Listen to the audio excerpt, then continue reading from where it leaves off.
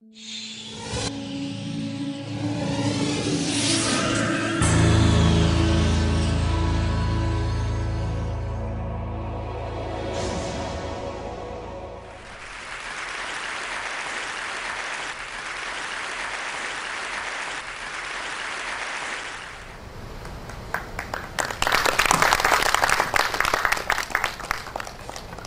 Afternoon everyone. Before मेरी story बताने से पहले मैं आपसे कुछ एक गेम खेलेंगे हम लोग चाहे तो। हम लोगों को एक ही साउंड में एक ताली बजाना है, ठीक है? तो लेट्स स्टार्ट। ओके, एक ही साउंड में, सबका एक ही साउंड आना चाहिए। मैं काउंट करता हूँ, आप बजाओ। 1 2 3। एक ही 1 2 3। नहीं, मेरा 3 होने के बाद आपको क्लैप करना है। 1 2 3। नहीं, एक ही आवाज आना चाहिए। कितने तो आवाज आते? अगेन 1 2 3। अगेन 1 2 3। हाँ, ओके, अगेन 1 2 3। ओके, अभी हम लोग सब मिला के एक बार मैं भी ट्राई करता हूँ। चलो अभी। ओके, 1 2 3। 1 2 3। 1 2 3। 1 2 3। 1 2 3। 1 2 3। Thank you. बाद में बजाओगे नहीं तो अभी इसके लिए मैं बजा के लिया। ठीक है। मेरी स्टोरी का जो नाम है, मैंने मेरी स्टोरी को नाम भी दे दिया है। उसका नाम है कोइंसिडेंट। क्योंकि मेरे लाइफ में बहुत से ऐसे कोइंसिडेंट आ चुके हैं और वही कोइंसिडेंट से ही मैं बहुत कुछ बाहर गिरा।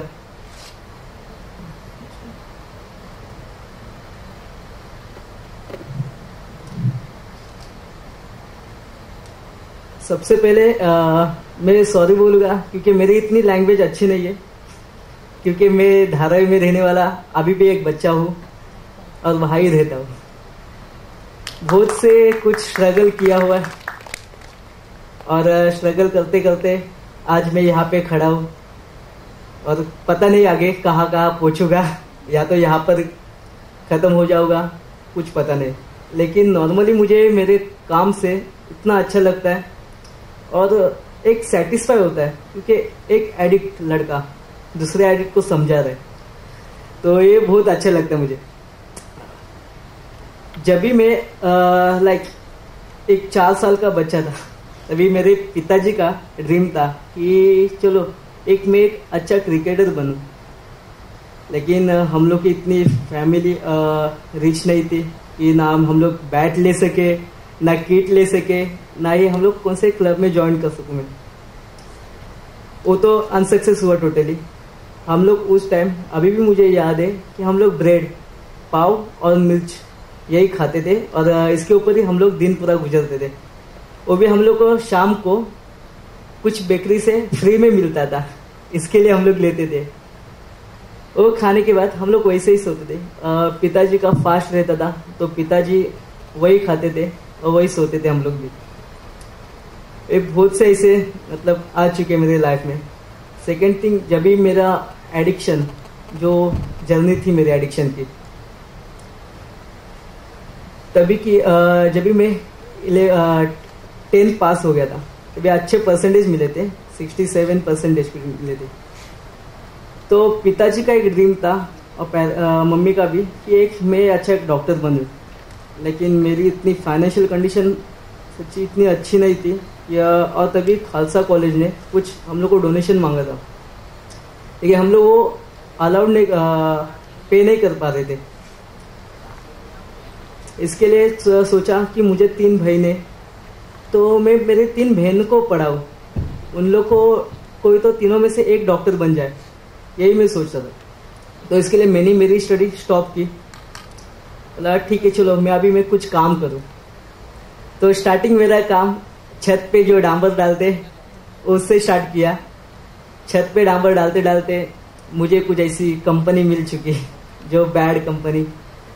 सब लोग सिगरेट, चिल्लिम, चरस, गांजा कोकीन, गर्ल, गोली, ये बहुत सी चीज़ें मुझे पता है। और आहिस्ता आहिस्ता 1-2 हफ्ते में मैं खुद ये सब कुछ चीज़ें चालू किया। चालू करने का टोटली 3 से 4 महीने हम लोग के पास बहुत सारे पैसे आते थे। और पैसे कैसे आते थे, क्यों आते थे, कहाँ से आते थे, ये बात तो है, हम लोग खुद फाइट करते थे। अगर किसी को भी मारना है तो हम लोग को बोलते थे चलो इसको धमकाना है या मारना है, तो वो चीज़ों से हम लोग को पैसा मिलता था। तो यही हम लोग पैसे इन नशे में यूज़ करते थे। उसके बाद कुछ दिन ऐसे गए कि हम लोगों को कुछ पैसा नहीं मिल रहा था, शायद हम लोग की पावर कम हो गई। तो हम लोग ने सोचा चलो यार अभी ये तो हो गया, अभी कुछ दूसरा काम करेंगे। तो किसी को फंसाना या तो किसी को चोरी करना, ये सब कुछ चीज़ें हम लोग कर रहे थे। ये आहिस्ता आहिस्ता हम लोग की नशा इतनी भयंकर बढ़ गई कि मैं विदाउट नशे से अपने पैरों के ऊपर खड़ा नहीं हो सकता था। बोला ठीक है, नहीं मुझे चाहिए, सुबह उठने के बाद चाहिए। जितना मैं खाना नहीं खाता था उतना मैं नशा करता था। लेकिन जब भी खुद को जब भी एनालाइज किया कि नहीं ये सब चीज़ें अच्छी है क्या, तो बाद में कहा तो मैंने सोचा कि नहीं यार, मैं खुद एक कराटे चैंपियन हूँ, जो स्टार्टिंग में बचपन से कराटे सीखा हूँ, तभी ब्राउन बेल्ट था। और अभी आज मैं अपने फुट के ऊपर खड़ा भी नहीं हो पा रहा। क्यों, क्या हुआ, इतना मेरा स्टैमिना कैसे लेस हो गया। इवन मैं क्रिकेट खेलता था तभी ज़्यादा भाग नहीं सकता था, क्योंकि मेरा स्टैमिना पूरा लेस हो गया है। मैं कैसे भागूंगा, ज़्यादा रन तो निकाल नहीं सकता। इसके लिए चलो ठीक है, और मैं क्रिकेट भी खेलना छोड़ दिया। उसके बाद आफ्टर फ्यू मंथ मैं खुद मेरी आंटी के घर पे गया।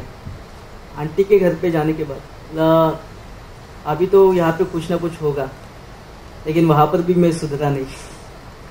वहाँ पर भी कुछ झाड़ के पत्ती हम लोग में लेके चबाता था। वो चबाने से हम लोग को पूरी धुंधी आती थी। धुंधी आने के बाद मुझे थोड़ा सा चलो सेटिस्फाई होता था, चलो आज का दिन मेरा पूरा हो गया। और पूरा वो पत्ते जेब में रख के हम लोग घूमते थे। लेकिन आहिस्ता आहिस्ता जब भी मेरी, क्योंकि पत्ते से उतनी नशा नहीं मिलती थी, तो आहिस्ता आहिस्ता मेरे रिड्यूस होने लगा।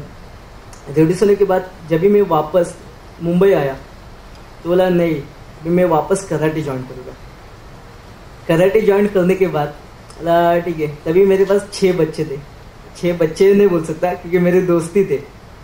सब लोग दोस्त हम लोग मिल के साइन फोर्ट, जहाँ पे धारावी में एक साइन किला है, जो हम लोग बचपन से वहाँ पे स्टडी भी करते हैं, कपल लोग भी बैठते हैं, बहुत कुछ। लेकिन हम लोग वहाँ पे मॉर्निंग में कराटे सेशन के लिए जाते थे। तभी मैं ही उन लोग को टीच करता था, सिखाता था। ये होने के बाद तो आहिस्ता आहिस्ता 6 बच्चों से 3 महीने में 30 बच्चे लोग आ गए। कैसे आ गए, क्या आ गए मुझे नहीं पता, जस्ट आ गए। मैंने बोला ठीक है चलो आ जाओ, हम लोग चालू करेंगे। तो मैंने देखा कि उन लोग का भी जो एडिक्शन है, लाइक उन लोग स्मोक करते थे। 6 बच्चे पहले कोई एडिक्ट इतने थे इससे मेरे जैसे, और साथ ही साथ मेरा भी जो स्वाद था उस टाइम का कि नहीं मेरा भी कुछ ना कुछ कम हो रहा है और मैं आगे बढ़ रहा हूँ, बस मुझे इतना ही पता था। लेकिन तभी नॉन फॉर्मली चलो सब लोग आ रहे, हम लोग कर रहे प्रैक्टिस और निकल रहे, लेकिन बाद में क्या करना है ये मुझे कुछ नहीं पता था। तो आहिस्ता आहिस्ता जब 30 बच्चे लोग हो गए और हम लोग को खेल मतलब साइंस फूड कम गिरने लगा, तभी कुछ ओकेशनल ट्रेनिंग के लिए मैं फादर सैवियर को मिला। और वो फादर सैवियर डॉन बॉस्को में रहते, तो डॉन बॉस्को में मैंने खुद ओकेशनल ट्रेनिंग ज्वाइन की। ओकेशनल ट्रेनिंग के बाद 2 महीने का फादर सैवियर को जब भी मैंने कहा मेरे बारे में कि मैं ऐसा था, मुझे अभी ऐसा ऐसा करना है, तो फादर सैवियर ने मुझे कॉन्टैक्ट नंबर दिया अनलिमिटेड इंडिया, जाकि वहाँ पे जो रोशन डिसूजा, उन्होंने मुझे काफ़ी हेल्प दी। पहला तो मैं वहाँ पे जब हम लोग का बूट कैंप था, मैं बेटा इन लोग क्या बोल रहे मुझे कुछ समझ में नहीं आता था। लाइक क्या चालू है, ऐसा लग रहा था कि उठ के भाग जाओ यहाँ से अभी। मुझे कुछ भी नहीं समझ रहा था, फिर भी चलो कुछ पेशेंस रखो, बैठो बैठो, बैठे बैठे। लेकिन आफ्टर 3 दिन के बाद पता चला कि हाँ राहुल पोल कुछ तो है, इसके लिए आज यहाँ पे है, कुछ तो मैं सीख रहा हूँ वहाँ से। सीखते सीखते इतना कुछ सीखा कि मैं बयान भी नहीं कर रहा। तभी मुझे वहाँ पर एक साइलेंट बॉम्ब करके कुछ पदवी मिली थी, क्योंकि हम लोग ने एक गेम खेले थे पीछे कार्ड पेपर चिपका के। तभी मुझे साइलेंट बॉम्ब करके बोला था। क्यों? क्योंकि मैं एक ही बार इतना बोल गया कि मुझे खुद को ही नहीं पता था मैं क्या क्या बोल गया, ये सब चीज़ें थी। लेकिन हाँ, उसके बाद जब यूनिटी फाउंडेशन में बोर्न हुआ, तभी फादर सैवियो रोशन इन्होंने इतनी मेरी ऊपर काउंसलिंग की कि कैसे एनजीओ को आगे बढ़ाना है, कैसे क्या करना है, अपना प्रोजेक्ट है वो प्रोजेक्ट को लेके कैसे काम करना है।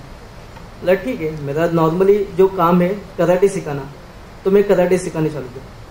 तभी अच्छे खासे बच्चे बढ़ने लगे। उसके बाद कराटे, काफ़ी सारे बच्चे लोग को कराटे पसंद ही नहीं।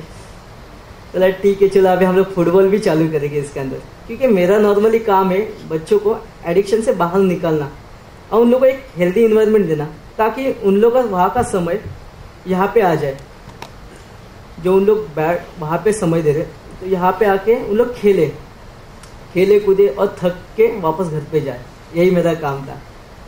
तो उसके बाद कुछ पेरेंट्स से हम लोग को फीडबैक आया कि अरे आपके पास बच्चा तो आता है लेकिन वो खेलता ही है और पढ़ाई नहीं करता। मतलब चलो ठीक है, हम लोग स्पोर्ट्स को अभी एजुकेशन चालू करेंगे।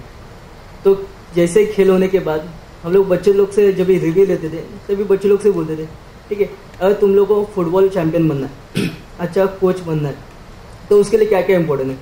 तो बच्चे लोग खुद ही बोलते थे कि हम लोग को खेलना अच्छा आना चाहिए, अच्छा पिकअप रिसीव वगैरह सब कुछ अच्छा आना चाहिए। लेकिन उसके पीछे क्या चाहिए आपको, स्टडी भी तो चाहिए। अगर स्टडी नहीं तो प्लेयर बन के फ़ायदा ही क्या, तुम लोग को वहाँ से भेज देंगे। तो ये हम लोग को कुछ मॉडल तैयार किया। तो उसके बाद आगे जाने के बाद और पेरेंट्स से कुछ फीडबैक आया कि बच्चा सिर्फ अभी मस्ती करता है, तो उसके स्पोर्ट्स लिसनिंग कैपेसिटी वगैरह बहुत कुछ ऐसे मॉडल बन चुके। और वैसे ही हम लोग की यूनिटी फाउंडेशन चालू हो गई और आज हम लोग के पास 300 के ऊपर बच्चों लोग हैं। हमारा जो टाइप हो चुका है वर्ल्ड विजन के साथ, ये काफ़ी बड़ी संस्था है। और जब भी मैं एडिक्ट था तभी मुझे वर्ल्ड विजन ने भी पढ़ाई के लिए मदद की है काफ़ी सारी। बस यही यूनिटी फाउंडेशन का मेन विजन है, reduce addiction with the craze of sports.